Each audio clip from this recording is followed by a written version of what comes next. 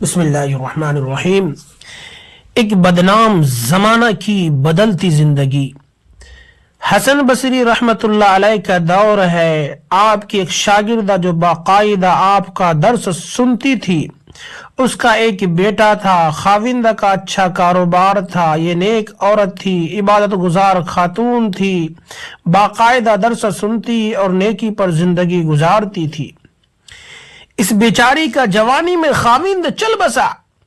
اس نے دل میں سوچا کہ ایک ہی بیٹا ہے، اگر میں دوسرا نکاح کر لوں گی تو مجھے تو خاوند مل جائے گا، لیکن لڑکے کا زندگی برباد ہو جائے گی، پتہ نہیں وہ اس کے ساتھ کیسا سلوک کرے گا۔ اب وہ جوان ہونے کے قریب ہے، یہی میرا سہارا صحیح۔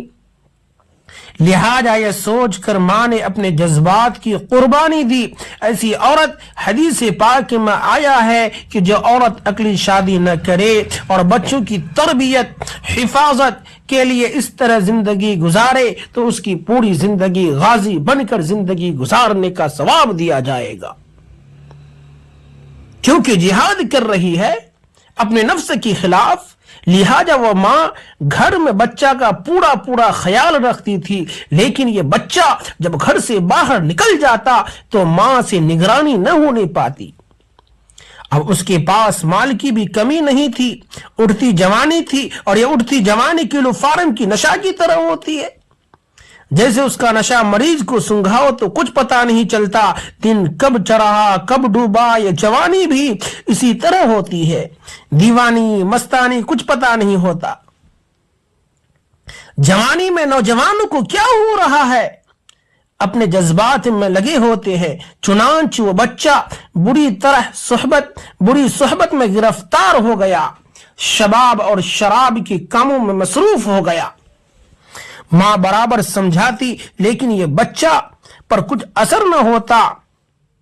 وہ ان کو حسن بصری رحمت اللہ علیہ کے پاس لے کر جاتی، حضرت بھی اس کو کئی گھنٹے سمجھاتے، لیکن اس کو نیکی کی طرف دھیان ہی نہیں تھا۔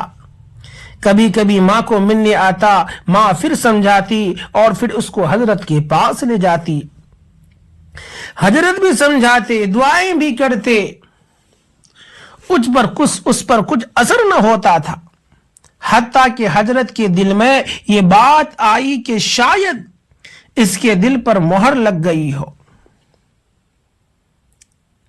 كَذَلِكَ يَتْبَعُ اللَّهُ عَلَى كُلِّ كَلْبِ مُتَكَبِّرٍ جَبَّارٍ۔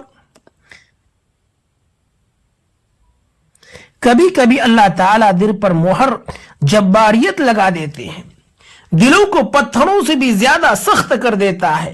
لہذا حضرت کے دل میں بھی یہ بات آئی کہ شاید اب اس کا دل پتھر بن گیا ہے، مہر لگ گئی ہے۔ ماں تو بہرحال ماں ہوتی ہے، دنیا میں ماں ہی تو ہے جو اچھوں سے بھی پیار کرتی ہے، بروں سے بھی پیار کرتی ہے۔ اس کی نظر میں تو بچے ہی ہوتے ہیں، ساری دنیا اچھوں سے محبت کرتی ہے، مگر ماں وہ شخصیت ہے، اولاد بری بھی ہو جائے تو وہ کہے گی قسمت ان کی، میرے تو بچے ہیں، ماں تو ان کو نہیں چھوڑ سکتی۔ باپ بھی کہہ دیتا ہے کہ گھر سے نکل جا، اس کو دھکا دو، مگر ماں کبھی نہیں کہتی، اس کے دل میں اللہ نے محبت رکھی ہے، چنانچہ اس کے لیے کھانا بنا کر دیتی، اس کے لیے دروازہ کھولتی ہے اور پھر پیار سے سمجھاتی ہے، میرے پیارے بیٹے نیک بن جا، زندگی اچھی کر لے۔ اب دیکھیے اللہ کی شان کہ کئی سال برے کاموں میں لگ کر اس نے صحت بھی تباہ کر لی اور دولت بھی تباہ کر لی، اس کے جسم میں بیماریاں پیدا ہو گئیں، ڈاکٹروں نے بھی لا علاج بتا دیا، اب وہ اتنا کمزور ہو گیا کہ اپنے سے کھڑا بھی نہیں ہو سکتا تھا، اب وہ بستر پر پڑ گیا، اب اس کو آخرت نظر آنے لگی۔ ماں اس کے پاس بیٹھ کر پھر پیار سے سمجھا رہی ہے، میرے بیٹے تو نے جو زندگی کا حشر کر لیا سو کر لیا، اب بھی وقت ہے، معافی مانگ لے، توبہ کر لے، اللہ گناہوں کو معاف کرنے والے ہیں۔ जब माँ ने फिर प्यार और मोहब्बत से समझाया, फिर उसके दिल पर कुछ असर हुआ। कहने लगा कि माँ, मैं कैसे तौबा करूं, मैं तो बहुत बड़े बड़े गुनाह किए हैं। माँ ने कहा, बेटा हजरत से पूछ लेते हैं। क्या अम्मी?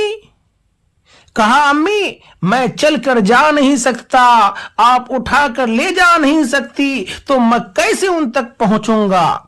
अम्मी आप ऐसा करें कि खुद ही हसन बसरी रहमतुल्लाह अलैह के पास जाए और हजरत को बुला कर ले आए।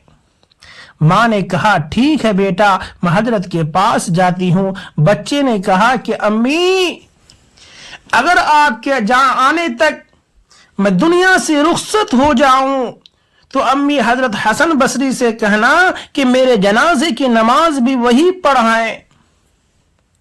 चुनांच मां हसन बसरी रहमतुल्लाह अलैह के पास गई। हजरत खाने से फारिग, दोपहर का खाने से फारिग हो चुके थे और थके हुए थे और दर्स भी देना था, इसलिए कैलुल्लाह के लिए लेटना चाहते थे। मां ने दरवाजा खटखटाया, पूछा कौन? अर्ज किया, हजरत मैं आपकी शागिर्दा हूं, मेरा बच्चा आखिरी हालत में है, वो तौबा करना चाहता है, आप घर तशरीफ ले चले और मेरे बच्चा को तौबा करा दें। हजरत ने सोचा कि अब फिर वो उसको धोखा दे रहा है, फिर उसका वक्त जाये करेगा और मेरा भी सालों गुजर गए, अब तक तो कोई बात असर न कर सकी, अब क्या करेगी। कहने लगे, मैं नहीं आता। मां ने कहा, हजरत उसने तो ये भी कहा है कि मैं अगर मेरा इंतकाल हो जाए तो मेरे जनाजे की नमाज हसन बसरी पर आए। हजरत ने कहा, मैं उसकी नमाज जनाजा नहीं पढ़ाऊंगा, उसने तो कभी नमाज ही नहीं पढ़ी। और कुछ हजरात थे इस उम्मत में जो बेनमाजी के जनाजे की नमाज नहीं पढ़ाते थे। वो कहते हैं कि मन तरक सलात मुतअम्मिदन फक़द कफर। ये तो इमाम आजम पर अल्लाह ताला रहमतें बरसाए कि उन्होंने गुंजाइश रखी। हसन बसरी फरमाते हैं कि उसने काफिरों वाला काम किया, उसने कभी नमाज नहीं पढ़ी, लिहाजा मैं जनाजा भी नहीं पढ़ाऊंगा और न पढ़ूंगा। जो नमाज नहीं पढ़ते, हसन बसरी कहते हैं कि उसने कभी नमाज नहीं पढ़ी, लिहाजा मैं जनाजा भी नहीं पढ़ाऊंगा और न पढ़ूंगा। अब वो शागिर्दा थी, चुपके से उठी, मगमूम दिल है कि एक तरफ बेटा बीमार, दूसरी तरफ हजरत का इनकार, उसका गम तो दो गुना हो गया था। वो बेचारी आंखों में आंसू लेकर घर वापस आई। बच्चे ने मां को ज़ारो कतार रोते हुए देखा तो उसका दिल और मोम हो गया। कहने लगा, अम्मी आप क्यों इतना ज़ारो कतार रो रहे हैं? मां ने कहा, बेटा तेरी ये हालत है और दूसरी तरफ हजरत ने तेरे पास आने से इनकार कर दिया है, तू इतना बुरा क्यों है कि वो तेरे जनाजा की नमाज भी पढ़ाना नहीं चाहते। अब ये बात बच्चे ने सुनी तो उसके दिल में चोट सी लगी, उसके दिल पर सदमा हुआ। कहने लगा, अम्मी मुझे मुश्किल से सांस आ रही है, ऐसा न हो कि मेरी सांस उखड़ने वाली हो, लिहाजा मेरी वसीयत सुन लीजिए। मां ने पूछा, बेटा वो क्या है? कहा, अम्मी मेरी वसीयत यह है कि जब मेरी जान निकल जाए तो सबसे पहले अपना दुपट्टा मेरे गले में डालना, मेरी लाश को कुत्ते की तरह सिहन में घिसेटना, जिस तरह मरे हुए कुत्ते की लाश घिसेटी जाती है। मां ने पूछा, बेटा वो क्यों? कहा, अम्मी इसलिए कि दुनिया वालों को पता चल जाए कि जो अपने रब का नाफरमान और अपने माँ बाप का नाफरमान होता है उसका अंजाम ये हुआ करता है। اور امی مجھے قبرستان میں دفن نہ کرنا۔ ماں نے کہا بیٹا تجھے قبرستان میں دفن کیوں نہ کروں؟ کہا امی مجھے اسی صحن میں دفن کر دینا، کہیں ایسا نہ ہو کہ میرے گناہوں کی وجہ سے قبرستان کے مردوں کو تکلیف پہنچے۔ جس وقت نوجوان نے ٹوٹے دل سے عاجزی کی یہ بات کہی تو پروردگار عالم کو اس کی بات بہت اچھی لگی، روح قبض ہو گئی، ابھی روح نکلی ہی تھی اور ماں اس کی آنکھیں بند کر رہی تھی کہ باہر سے دروازہ کھٹکھٹایا جاتا ہے۔ عورت اندر سے پوچھا کون ہے جس نے دروازہ کھٹکھٹایا؟ جواب آیا میں حسن بصری ہوں۔ کہا حضرت آپ کیسے؟ فرمایا جب میں نے تمہیں جواب دے دیا اور میں سو گیا تو خواب میں اللہ رب العزت کا دیدار نصیب ہوا۔ پروردگار نے فرمایا حسن بصری تو میرا کیسا ولی ہے کہ میرے ایک ولی کا جنازہ پڑھنے سے انکار کرتا ہے؟ تو میں سمجھ گیا کہ اللہ تعالیٰ نے تیرے بیٹے کی توبہ قبول کر لی، تیرے بچے کی نماز جنازے پڑھانے کے لیے حسن بصری آیا کھڑا ہے۔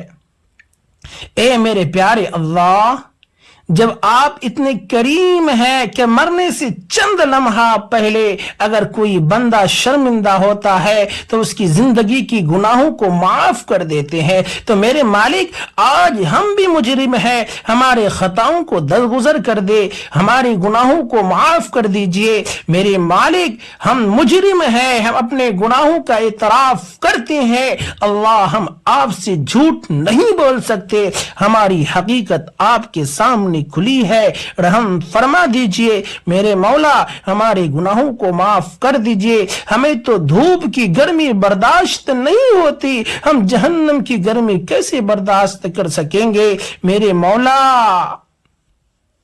میری توبہ قبول کر لیجئے اور باقی زندگی ایمانی، اسلامی، قرآنی بسر کرنے کی توفیق عطا فرما دیجئے، آمین ثم آمین۔